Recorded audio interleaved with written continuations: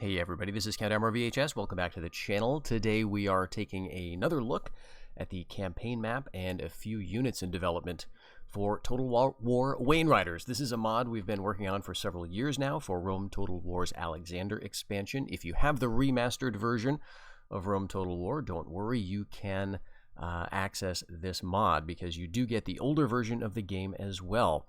This is a mod set in the 19th century of the Third Age, so about 1,000 years or so before the War of the Ring.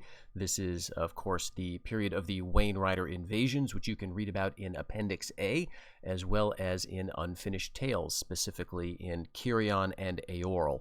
It's a very interesting and underrepresented time in Middle-earth, in a lot of Middle-earth media, at least as far as we've found, and so we've had a lot of fun putting this together over the years.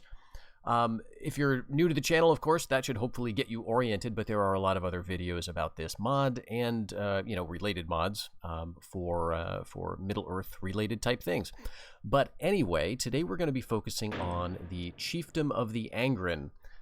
This is maybe in some ways the most fanciful of the factions that we've created for the mod. Most of them, as you would imagine, are taken straight from the lore. We've got some Wainrider factions, we've got Gondor, we've got Angmar, we've got Arnor, we've got a few other Elven factions, and so on.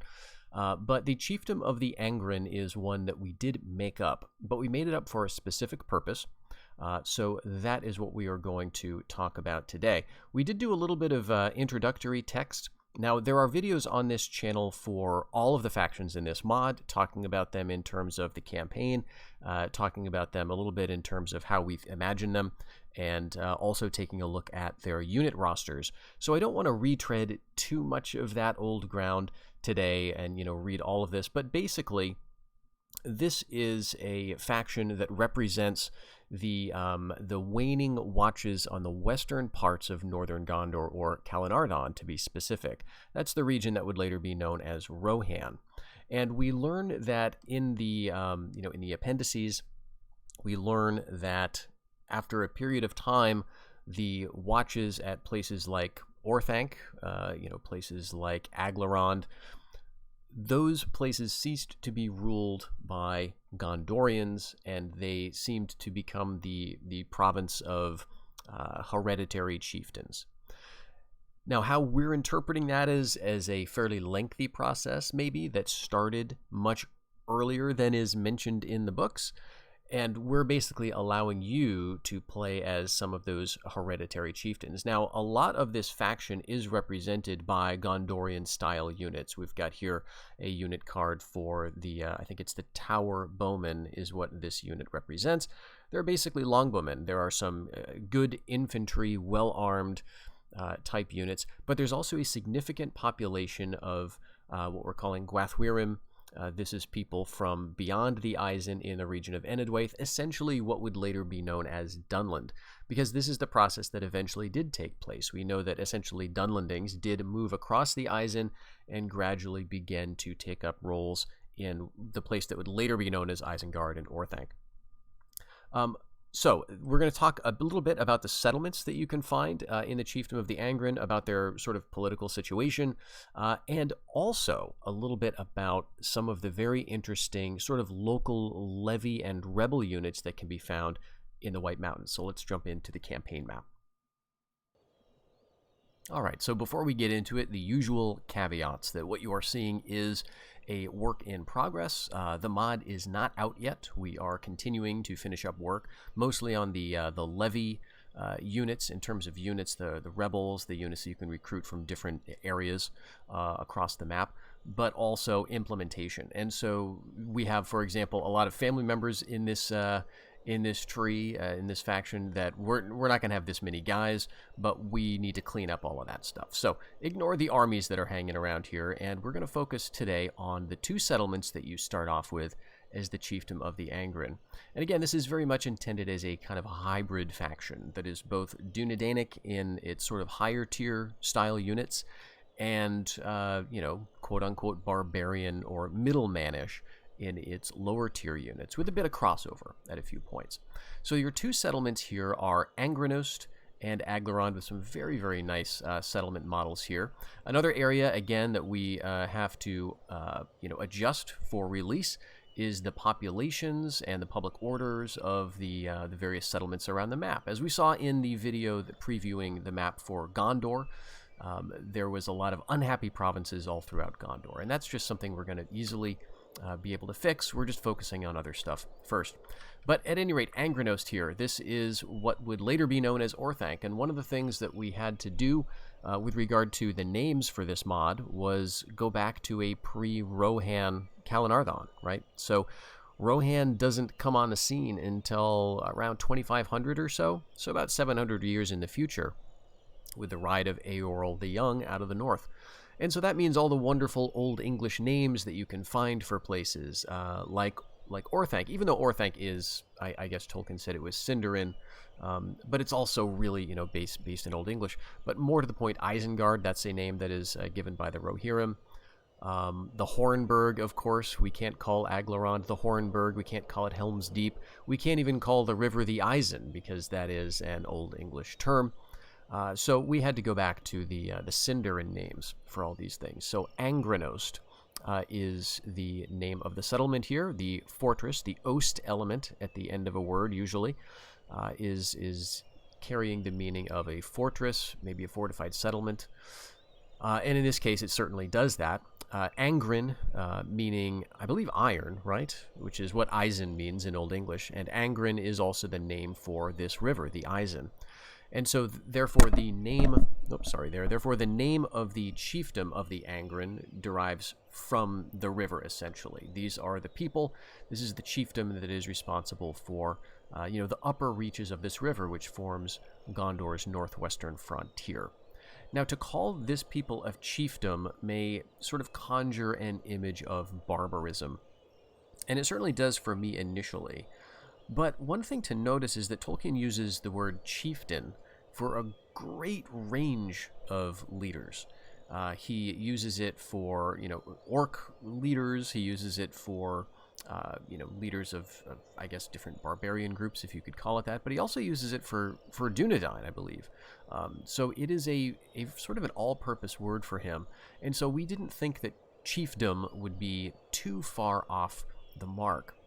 Now, certainly, canonically speaking, this region would be under the grasp of Gondor. But let me just make a case really quickly here for why we went the direction that we did, in addition to the sort of few reasons I gave at the beginning of the video. First is, for the purposes of gameplay, Gondor, we want them to be focused on the east. We don't want Gondor to be focused on expanding into the west. And we know that Gondor is very likely to be the strongest, the largest faction on the map. But it's important that they feel under siege. And one way we can accomplish that is by, of course, restricting their income, by restricting their unit capability, by restricting just what they have, by giving their enemies lots of big armies. But all of those things need to be done carefully. And we don't necessarily want to just bomb Gondor's economy as sort of the only tool in the toolbox for making them feel under threat. I think another thing is it's very important for this game where the borders are and what borders the AI factions touch onto. So if Gondor had borders here, and we had a rebels up here or another faction up here, there would be essentially nothing preventing them from expanding into this region. And I think it is actually best to represent Enedwaith as largely rebel. There has been a tendency to think, well, Dunland is going to emerge in a few hundred years, right? Why not just have a sort of proto-Dunland faction here? And that is initially what the chiefdom of the Angrren was. They were intended initially as just a very early Dunlanding faction. But we, after trying that and looking at it and talking about it over the course of several years, we came to this conclusion because it ultimately just seemed more interesting to show something that was going to essentially happen by default, in a little while anyway, to sort of let the player have that experience rather than have a Dunland that would inevitably be hostile to Gondor and thus play out those conflicts very early on. Because one interesting thing about this takeover of this region, as we read about in the appendices, was that it seems not to have been hostile. In other words, that Gondor essentially left these places to be run by these hereditary chieftains, by these hereditary commanders. So it's sort of like if you imagine the late Roman Britain up around Hadrian's Wall. And when Rome started to, move its military out, when usurpers in Britain started to rise up and move their armies out with them, you still had some of that kind of Roman infrastructure up around the wall. And increasingly what you saw up there was the emergence of what seems to have been kind of successor states. The legends, for example, growing up around Cole Hen, the old King Cole of the nursery rhyme. That's from like the very late / post-Roman period up around Hadrian's Wall. And this is a native British chieftain, evidently, who rose to some prominence in the area around, I don't know, Edinburgh, right? Somewhere down around there. And there seems to have been some, economic activity, some military activity maintained in that region that was not hostile to Rome, and in fact seems to have maintained some good relationships with it.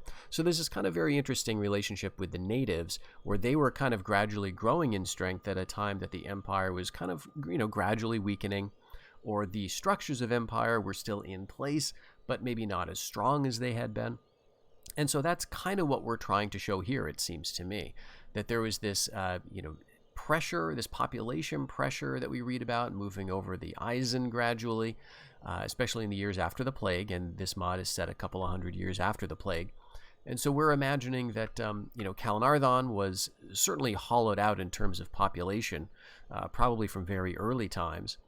And so Gondor is going to be very hard put to it to reinforce this area. The mod itself, the start date is, almost 15 years after the first invasions of the Wainriders. So 1851, the Wainriders emerge. 1856, they essentially conquer Rovanion. And here we are in 1864, right? So there's been war already on Gondor's part. They've already lost a king somewhere up around here in the Battle of the Plains. And so we imagine that their primary concern now is just nursing their strength down in the core. And, whenever we see them maneuvering against the Wainriders, it's only in this theater. There seem to be, maybe some watches along the rivers, but there's nothing really going on behind that, as far as we can tell. So this area seems well outside of the sphere of Gondor's influence, and it does seem that we can, maybe with some justification, imagine that the process of, native replacement of sort of Gondorian garrisons is proceeding in this period. I hope that makes sense. Anyway, so we've got Angrren. This is going to be the capital here of your faction.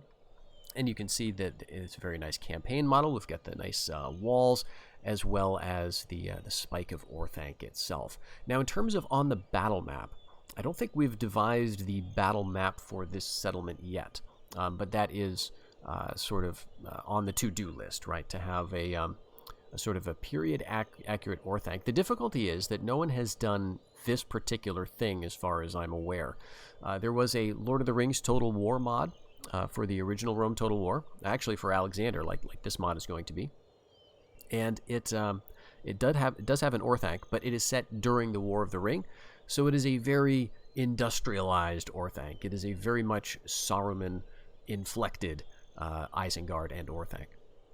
And so we don't want that, right? This is essentially well before Saruman, well before Rohan, and so it's got to reflect, a sort of a Dunedainic, but maybe in some kind of state of decay with what you might call sort of barbarian influences, right? Maybe in terms of the settlements. And that is suggested, in fact, by the settlement model here. If you can just see, inside the walls, little clusters of what look to be huts or very simple buildings. And that does, to me, sort of indicate that this is a settlement that is maybe a little bit past its prime, maybe outgrowing its initial function as a strictly military or, administrative settlement. And now we've got people kind of moving in. So that's Angrren. Now, interesting thing about that, we do have the sort of lore-accurate 2 crossings here. We've got the ford right by the settlement, and then we've got the one farther down the river, the more sort of well-known and well-traveled one. You'll also have some very nice roads, as you can see, highways already pre-built. And then going off into the northwest, we've got the north-south road, essentially. This will be part of your goal as the chieftain of the Angrren. And certainly one of the interesting aspects from my point of view is to imagine that what if these hereditary chieftains had in fact sort of gone their own way, and instead of succumbing to the sort of Dunlanding pressure, had managed to instead expand into this area and then even perhaps up into Tharbad, which will be a rebel settlement in this mod. Along the way, you're going to have a couple of rebel fortresses to recapture. And we wanted the north-south road to feel like a road, to feel like a channel of military traffic and also maybe some economic activity once it's been reestablished. And so for that, a lot of thought went into, establishing the road. I'm going to take off Fog of War in a second. We'll take a closer look at how that appears. But we also do have some rebel settlements over here in the east, in the hills. And this is where you're going to find that more, proto-Dunlanding type of units. But along the way, you'll want to recapture these forts and get up into Tharbad before, any of the other northern factions make an appearance. You won't have it quite all your own way, though. Although there are an awful lot of rebels in this area initially, there is a proper faction off into the west, and this is the Coastal Tribes.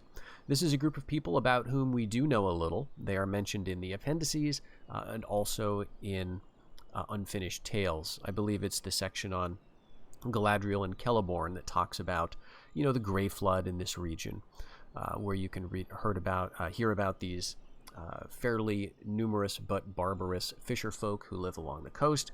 And we also know that there are people in Erin Vorn who we imagine pursue a somewhat similar life to the ancient Haladin, to whom they are related, we're deciding.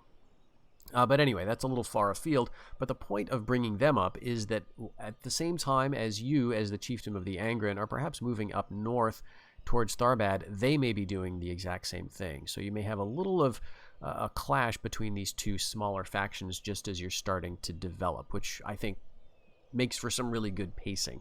So hopefully it's going to work out like that. The other settlement to your south is Aglarond, and of course this is the initial naming for what would later become Helm's Deep. This is a very nice settlement, as you're going to imagine, very well fortified. And you can already see as well, we've got the nice wall across the gap. We've got the nice fortress up on its, citadel, up on its hill there. And then we've got some more huts kind of clustering to the south there, sort of in the protection of those walls. So these are your two settlements. So I think this is, therefore, perhaps the smallest faction in the mod in terms of its initial settlement. No, actually, the Eotheod may have two or perhaps even one. But you're a small faction anyway, and you won't have all these family members and units to start off with. To your east, though, there will be some potential opportunities, as well as threats.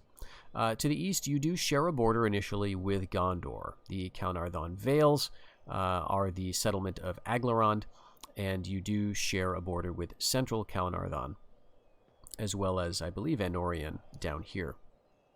Hopefully, though, for your sake, Gondor is going to be more occupied with the Wainriders than you, but initially, you are going to be allied with Gondor. And this is another part of that, trying to justify this as a separate faction, is to sort of think of them as almost a vassal or a client, in a way, of Gondor. So they're going to start off allied, you're going to start off trading, you're going to start off with military access. We can't start you off as a proper vassal, which I think is fine, because again, this is an area that Gondor only lightly held, seemed not to have direct, strong control over during this period, and would ultimately lose control over, right? But at any rate, you won't have to fight with Gondor initially, unless you want to, right? I mean, you could take your faction in that direction and start going for this area yourself. There's going to be some nice potential regions here in terms of economics, if you can take it and hold it and grow the population, which your faction will be better at than Gondor will. And then there's also even some rebel territory down to the south here. We've got the Haunted Vale down here. This is what would essentially or later be Dunharrow, right? And so this is an area where we're going to get into some of those rebels, some of those levy units that I was talking about earlier in the video. But let's take off the fog of war. I want to look at a couple of settlements to the northwest and to your south. Okay, so here's a broader view with fog of war off to give you a sense of settlement density and placement in the region. I don't like to spoil it too much, right? So just try to forget this by the time the mod comes out, so you'll be surprised. But at any rate, this settlement here, Gwerth Ion, and I can't remember the naming of that, unfortunately, but this is, of course, following the general preference for Sindarin names when possible, to try to be consistent there, and then sort of common or Westron names for the provinces. But this is a settlement that you can take pretty easily, pretty early on, hopefully. And out of this settlement, as well as a few others, you'll be able to recruit some native sort of mountain units. These are the men of the Arid Nimraeus, or the White Mountains. These are people who your faction will share some kinship with. We learn that the Dunlandings, the men of Bree, all the people going, from the White Mountains all the way up, possibly into, Rudour and up into Angmar even, all those people are kind of related and come from this group of the men of the White Mountains. Now, in the lore, probably the most famous men of the White Mountains would be those who were the Oathbreakers, right? The accursed who we hear about in, making that oath to Isildur and then, failing to live up to it, I suppose, in his War of the Last Alliance. And so we're thinking about these mountain units that are going to appear as rebels, but also as levies, as potentially hinting at some relationship there. Now, we're not going to go all movies here and have an army of the dead or anything like that, but there are people living in the mountains, right? Faramir talks about them in, I believe it's the Two Towers, when he's meeting with Frodo. And he's talking about the peoples of Gondor, and one group he spells out in particular is the hardy mountaineers of Arid Nimraeus.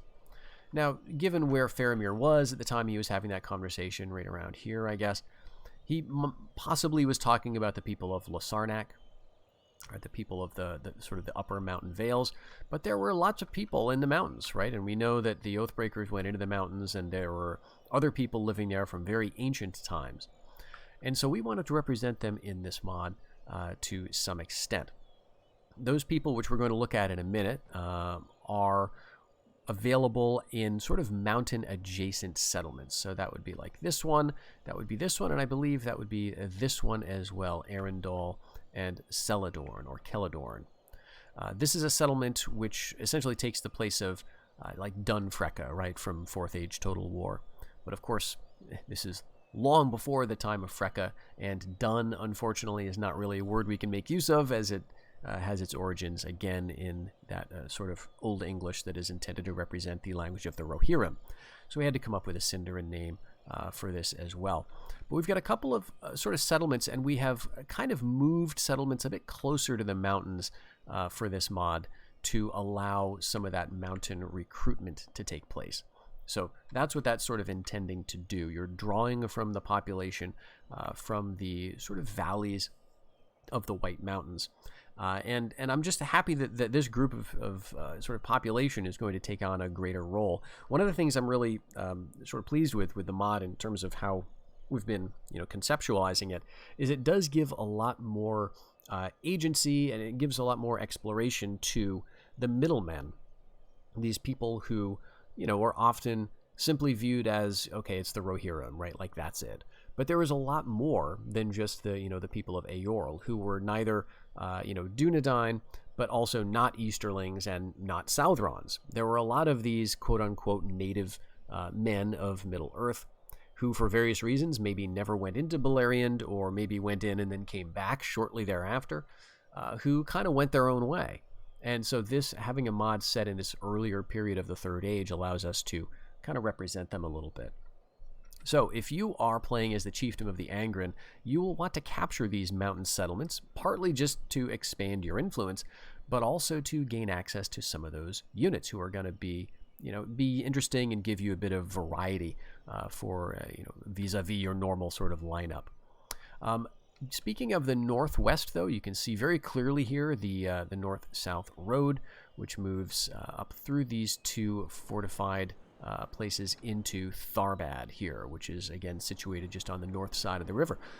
In 4th Age Total War, you may remember Tharbad is much more built up than this, which certainly makes sense. That mod is set in the 4th Age, and this is not. This is after Tharbad has been through some tough times, maybe not as bad as it was at the very end of the 3rd Age, but certainly on a downward spiral. And that's because, of course, we've got these wars in Arnor. At the point that this mod begins, you've got the southern and sort of western kingdom so you've got Arthedain up here, you've got Rhudaur, over here, and then you've got the third one, Cardolan, which I always forget for some reason. But Cardolan is essentially gone by this time.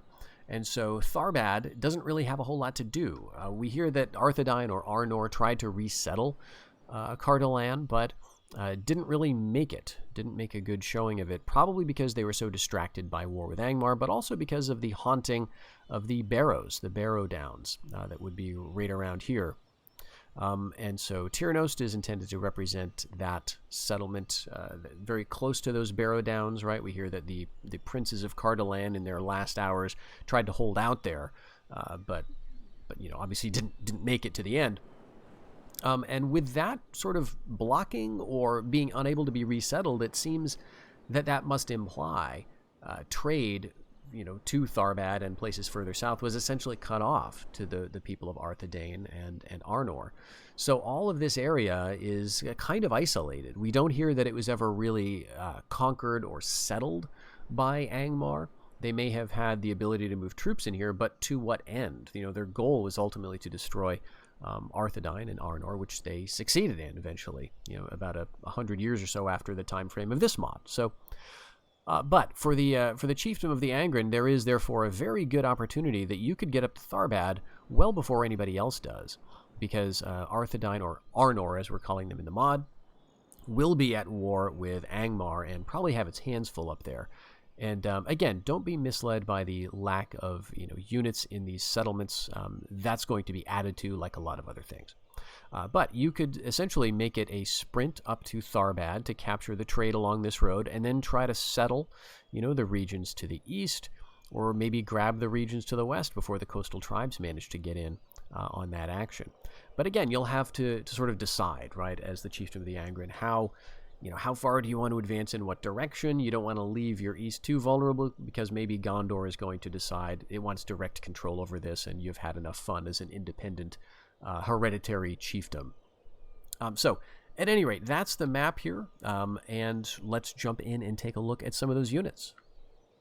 All right, so once again, we are looking at essentially screenshots of units that Weba84 has been developing. These have not been implemented into the mod as of yet, but they give you an idea, a much closer up view of what you can expect to train. So for each of the AORs, each of the areas of recruitment in the map, we've devised essentially an entire roster of rebel/levies that can be found or trained there. And so this is going to be, if you're familiar with 4th Age and how the sort of the levy system and the rebel system worked there, this is intended to sort of build off of that, to sort of take that system farther. One of the things that I guess you could say about 4th Age that we're trying to improve in this iteration, I guess, is that when you had a rebellion, it was often not terrifying, right? In the sense that the units were relatively uniform in style and relatively weak.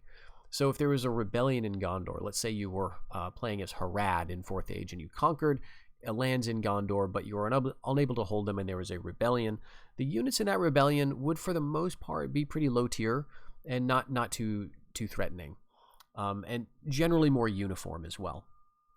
So in Wainriders, we've gone a little bit further with that. So if there's a rebellion, let's say, again, in the mountains, the White Mountains regions, then you're going to have, there's going to be a full roster of units that can be drawn from to constitute that rebellion. So you're going to see more unit variety that you'll have to fight against. And you'll also, if you do conquer it and hold it, you'll be able to build up to greater variety of levies rather than just like a couple of units at the low tiers. So at those low tiers, though, what you can find here is a unit we're calling the Mountain Spears, Mountain Spearmen. And these are, again, men of the White Mountains who are intended to be kind of reclusive, right? These are people you don't hear about very much. Although there is one who I forgot to mention earlier, the very old man, right, who was found in the sort of temple at Dunharrow. This is a line that is, I can't even remember if it's in the main part of the Lord of the Rings or if it is like in the appendices. It may be in the appendices where there's like just one old man sitting in front of the door of the temple, and he says something to the man of Rohan who approaches him and then essentially dies, right? So there seem to have been people preserving those hallowed heathen temples up in the mountains. And so these are the kind of folk that we're imagining they are. So this is a spear and javelin unit, as you can tell by the little javelins there and here. And so this is going to bring a nice little bit of versatility, especially for a faction like Gondor, who doesn't have a lot of secondary missile weapons. But really just any faction. It's nice to have this kind of unit. We've got the Levy version here, which will look like this, and the Rebel version. Again, for the Rebel versions, Webba's goal is to give them a bit more like independence. So it's almost like there is a proper minor faction spawning, right? So they've got insignia. They're sort of, declaring their own independence. They're not just blank shielded people. But for the levies, yeah, too bad. Just take a shield. You're a levy unit, right? Get in line with the rest of them. So those are your mountain spears. At the second tier for levies as well as rebels in the area, mountain slingers. These guys, slingers, of course, and they've got essentially what you might think of as a shillelagh, right? Just a short stave or staff, kind of like a walking stick, but it's something it's going to kind of operate, I think, animation-wise, kind of like a spear. You'll see them just kind of, hitting people with it. They're not going to be good in melee, is the idea. These are going to be herdsmen. These are, slingers. They're going to be dangerous at range, but not very good in melee at all. So that's your second tier. There's the Rebel version with some more of that darkened coloration. And then at the third tier, the highest tier of the mountain folk is the Mountain Axemen with the I really like this. I really like the design of the helm. I really like the whole unit, the face, the age. One thing that Webba sort of mentioned as a design intention was that the elites are going to be the oldest guys, right? So you've got some old guys here, some graybeards, right? All of these guys are kind of old, which I think is cool, right? They're an old people living up in the woods, in the mountains, up in the hills. A little more gray here. But then we get to the Axemen and it's white. Like these are the old, maybe slightly unnaturally old, but hale, right? Men from the old bad days, still holding up in the mountains. And I like the helmet on these guys. It's sort of a nice suggestion of the tall helms that we read about for the Dunlendings. I can't remember where the mention of their helms is, but tall, I believe, is in the text somewhere. And since these people are akin to the Dunlendings, I like that height. It just gives them a bit of, I guess you could say, sort of like a Celtic regalness, if that makes sense. So this is the Levy variety, and here is the Rebel variety. Again, with those colors, and even the face just looks they got a bit more color in the face with the Levy version, but this guy looks like he's not having a good time at all. So maybe something a little unusual going on with them. I hope you enjoyed this look at the sort of the arid Nimrius region and the chiefdom of the Angrren, and a bit about, kind of what you can expect on the road to Tharbad and how that might all play out. Of course, everything I've said about the chiefdom of the Angrren, applies in some ways to Gondor as well, because if you take them over rather than trying to keep them as a peaceful ally, then you'd have to face all those considerations.